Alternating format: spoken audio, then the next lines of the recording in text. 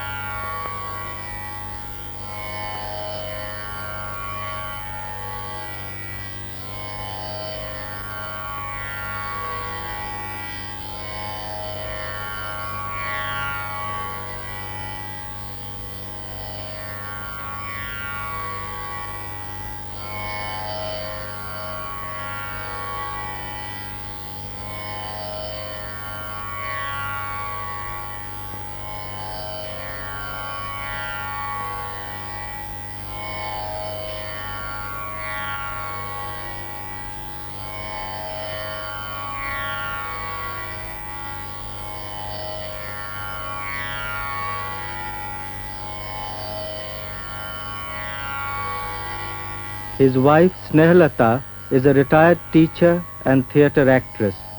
Daughter Amba is a multimedia person.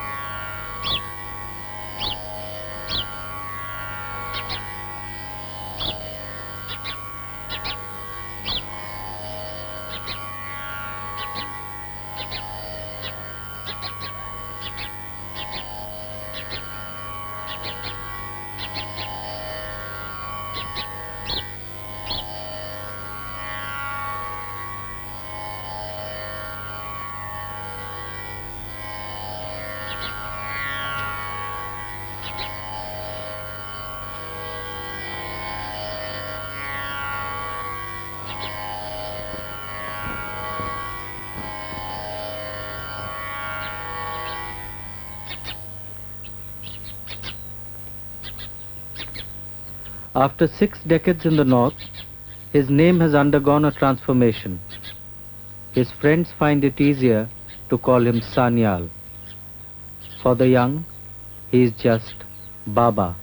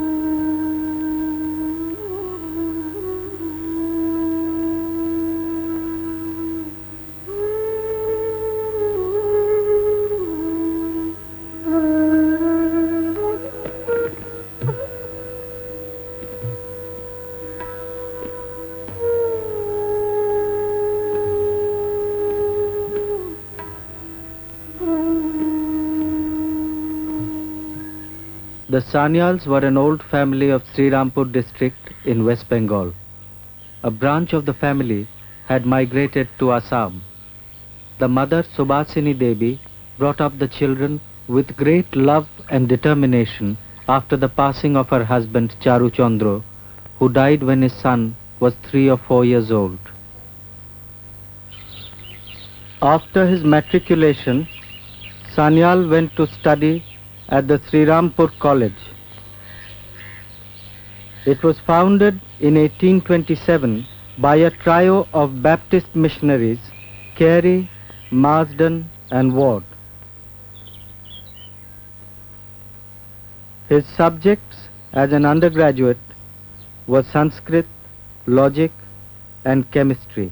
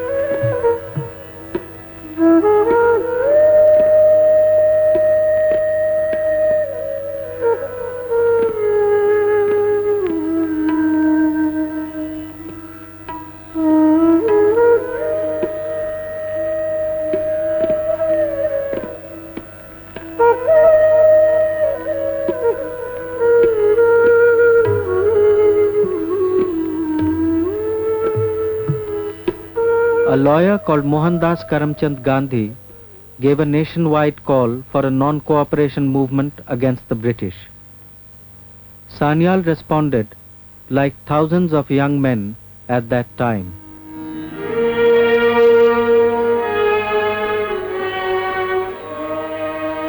Vande Mataram, Vande Mataram, Vande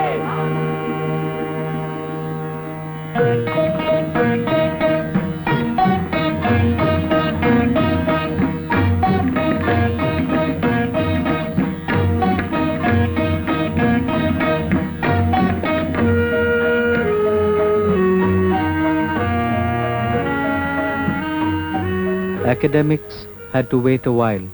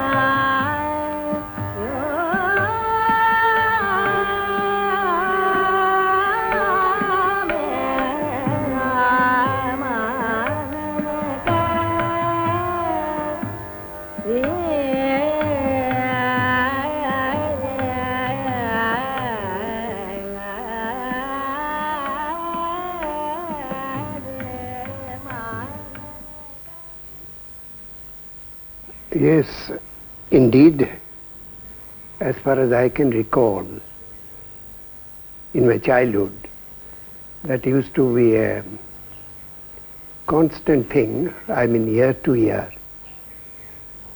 for me to be able to observe and see very carefully how the image maker, who came, I believe, from place in West Bengal called Krishnanagar, Shantipur. They are very well known image makers of Bengal, traditional. Now this man would come, and really I remember I used to almost wait with impatience to see him begin his process of image making.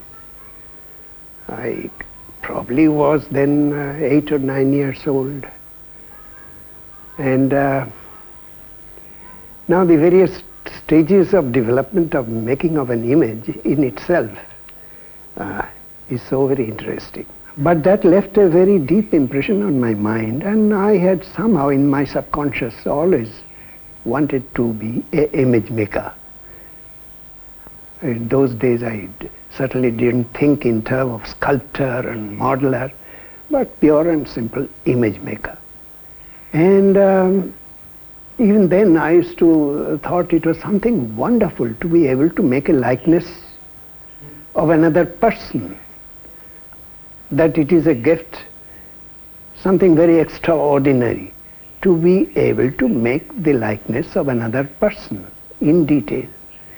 And the very idea is to grow on my mind, and I was very, very much concerned, and somewhere I thought someday I would like to do it. And that's how it began.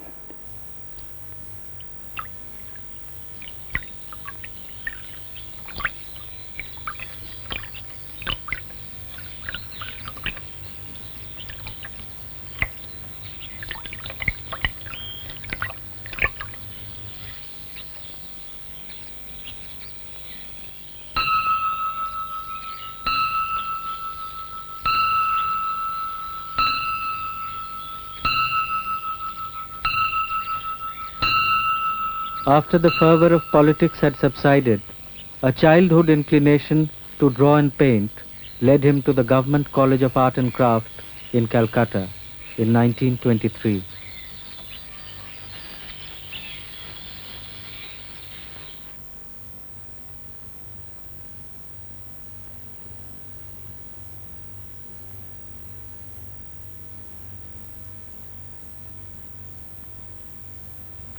The mode of teaching was essentially Western.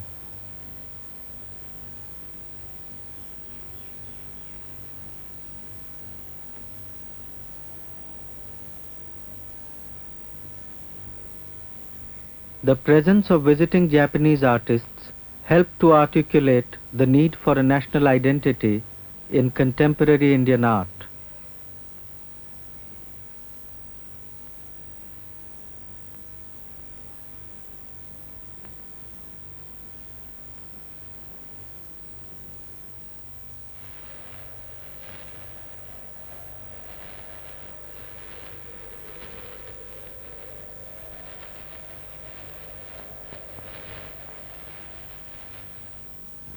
While still at the art school, Sanyal's talent for sculpture was being appreciated.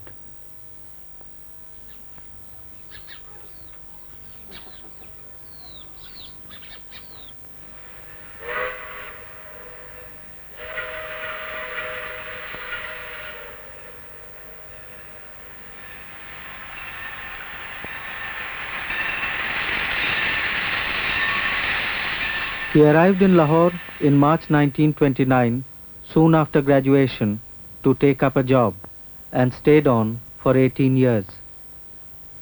Sanyal the artist began to flower.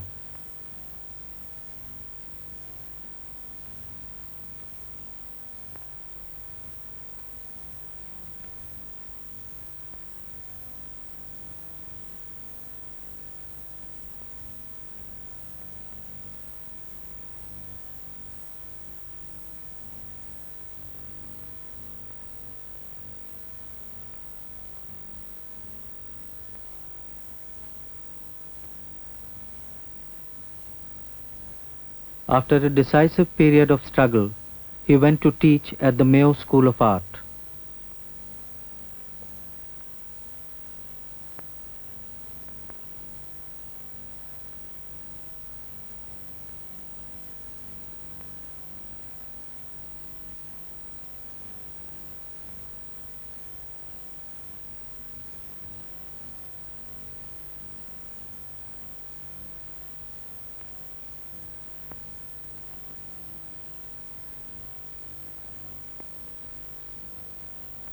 He struck out independently in 1937 and opened his own studio.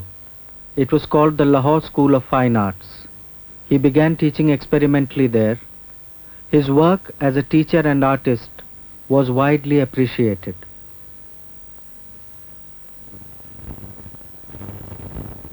The Bengal famine in 1943 was pushed into the background by the Second World War. 5 million people perished, while surplus rice was dumped into the sea because there was no place to store it. In these difficult times, Sanyal studio became a refuge for artists, intellectuals, and anyone in search of freedom.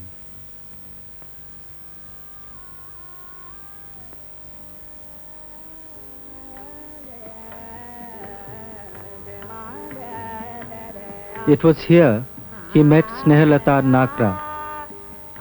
She was interested in radical politics, education, theatre, and music. She sang beautifully. They were married on 11th May 1944.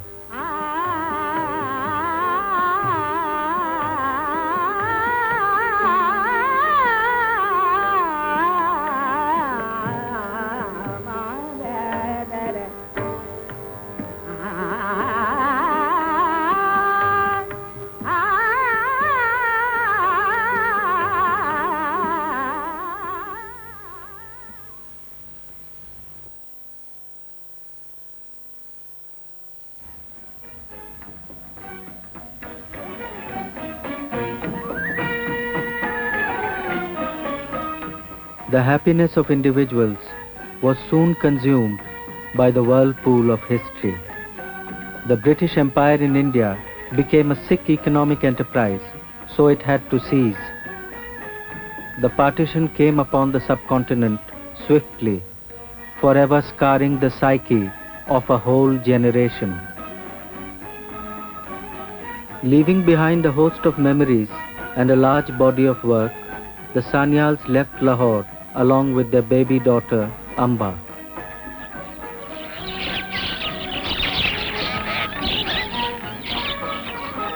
They came to Delhi as refugees.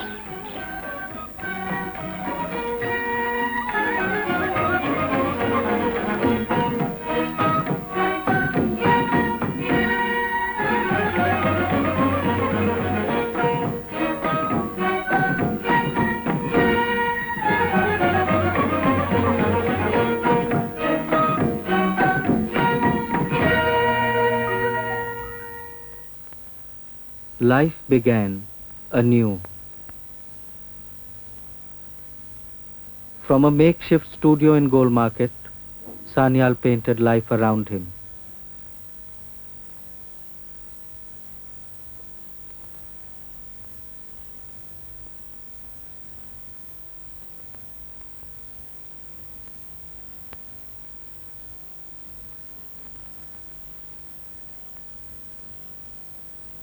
They stayed temporarily in Havelock Square, trying to make a fresh beginning.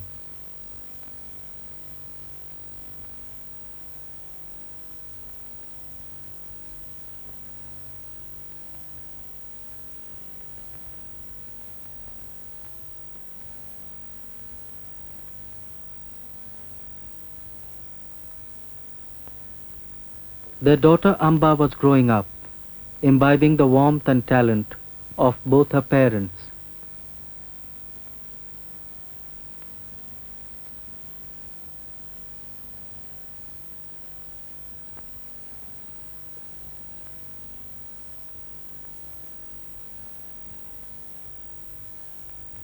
It was so tiring to keep sitting in one posture. Then he'd let me sort of fiddle around, but then he'd say, keep your head still, or then he would say, keep your legs still, or keep your hands still, or keep...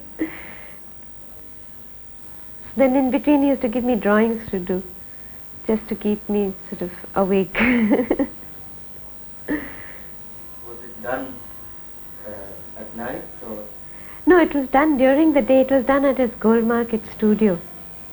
And that was a very fantastic place because there was this fish market below and all kinds of things were happening around that place. So it was more interesting to be looking out than to be sitting in one place.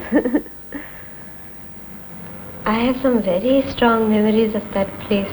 It was almost like some mystical place where things were quietly happening and painting after painting was like coming out of the studio. I believe when we came from Lahore, we stayed there for some time. After some time we were staying in a place nearby called Havelock Square. We used to come by for walks over here and there was always that window up there. You know, it was almost like a magical feeling just looking up at that window. There's such a strong sense of emotional attachment to that place. He has given it to friends to work in. He's given it to anybody who needed to work in. But he's never given away that space. And then I started working there. You know, there's this window that looks across and I realized so much of life is sort of teeming past on that road. And I recognized so many of the images that he had made earlier were on that road. And it was like happening over there. And you were the silent observer. You were like hiding and observing life very intimately. Nobody knew that you are there, and you could see the most intimate expressions, movements, people talking, things happening, you know, secretive little gestures. Very quickly, he made himself at home in Delhi. He taught at the Delhi Polytechnic from 1953 to 60 and became the head of the Fine Arts Department. He was the secretary of the Lalit Kala Academy for 9 years, between 1960 and 69, having been associated with it from its inception. Official recognition has often come his way, but he has always worn his honors lightly.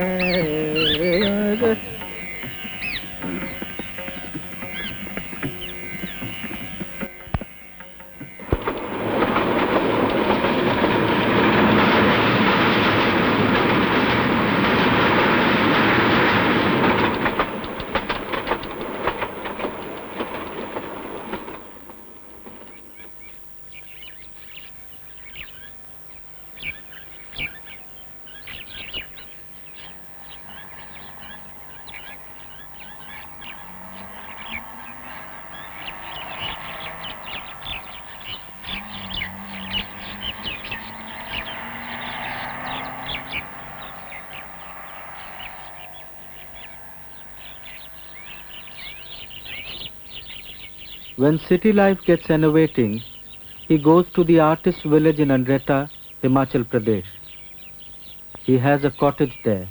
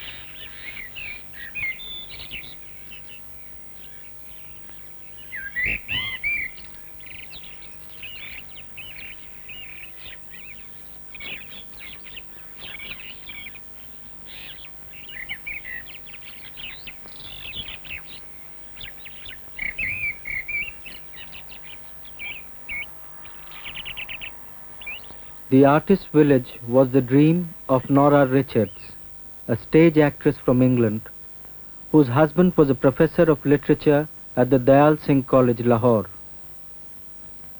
She wanted Andretta to be a retreat where artists from all disciplines could recharge their batteries and discover themselves through their rural cultural heritage.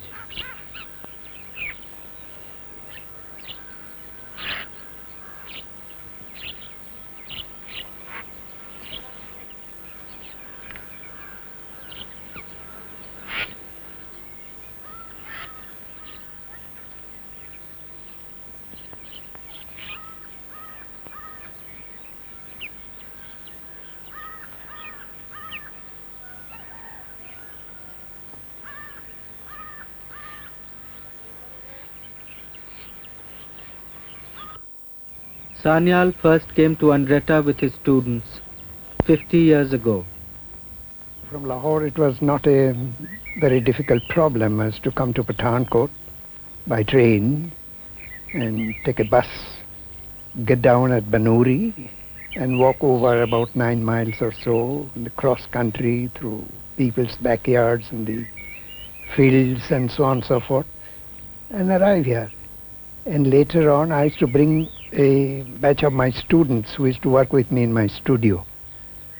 And we used to go around from village to village, from place to place, sketching, painting, and holding small exhibitions at the open-air theatre, where the villagers used to get intrigued as to what we were up to. But gradually, they also used to look forward to these kind of events. So years rolled on, and then after the partition, when I left Lahore altogether, started life from the very scratch in Delhi. Even then, Nora came to Delhi, you know. They were having some kind of theatre seminar or the other. So the knowledge of each other became a little more deeper and more sympathetic and understanding.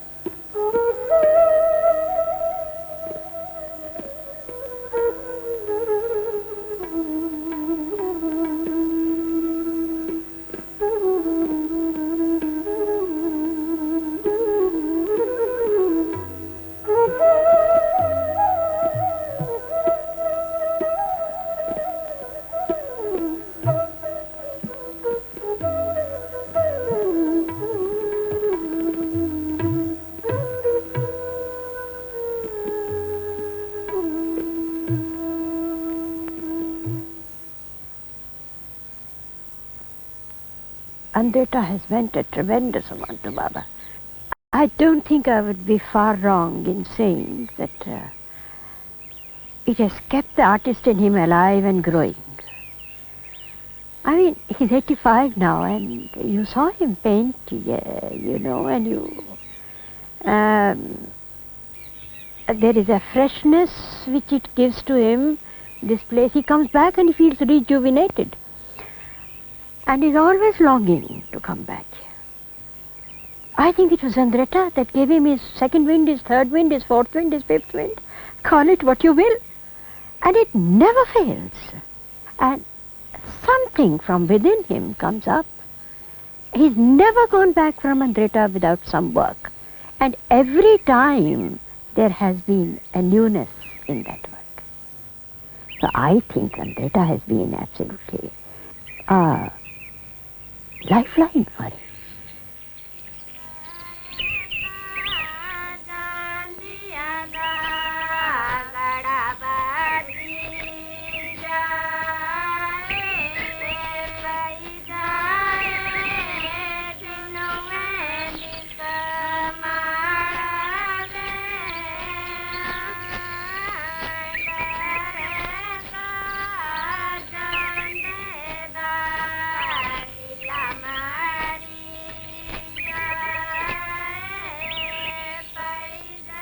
I think the most exciting thing about art that there is a kind of psyche of a nation, of its roots, of its deeper motivations of cultures are reflected, and that's what gives it a character, which is different visually from one to another, yet it has got its universal appeal, which transcends all the frontiers and borders.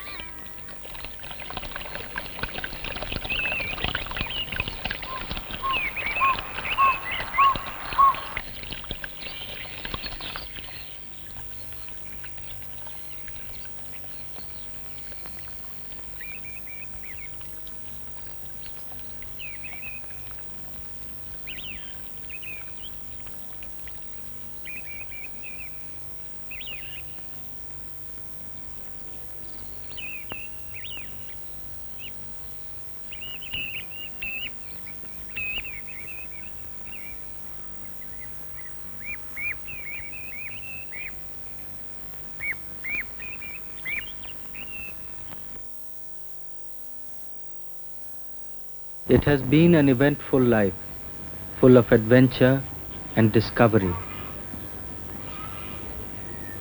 He went to the Laul and Spiti Valley in 1965 as the leader of an expedition jointly sponsored by the Lalit Kala Academy and the Archaeological Survey of India. The principal objective was to study the Buddhist art treasures of the Ki and Tabo monasteries.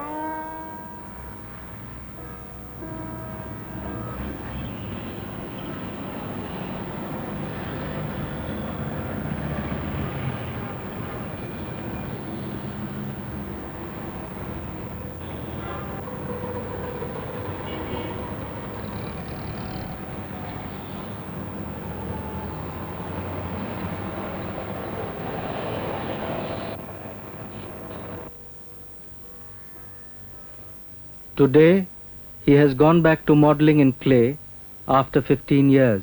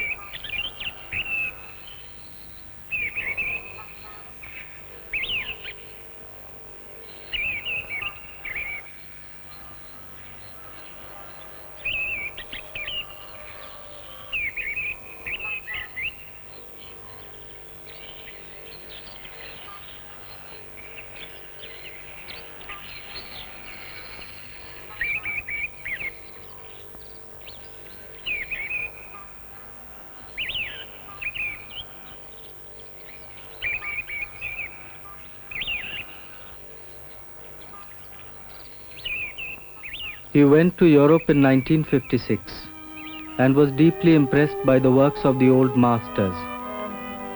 Walking the museums of Zurich one day, he discovered the moderns: Cézanne, Van Gogh, Chagall and Klee. Returning to his hotel room in the evening, he lay down, tired, trying to assimilate. Suddenly, flashed upon my vision a huge painting of El Greco, which I had seen. It burst upon my eyes, and I sort of woke up and no longer felt tired.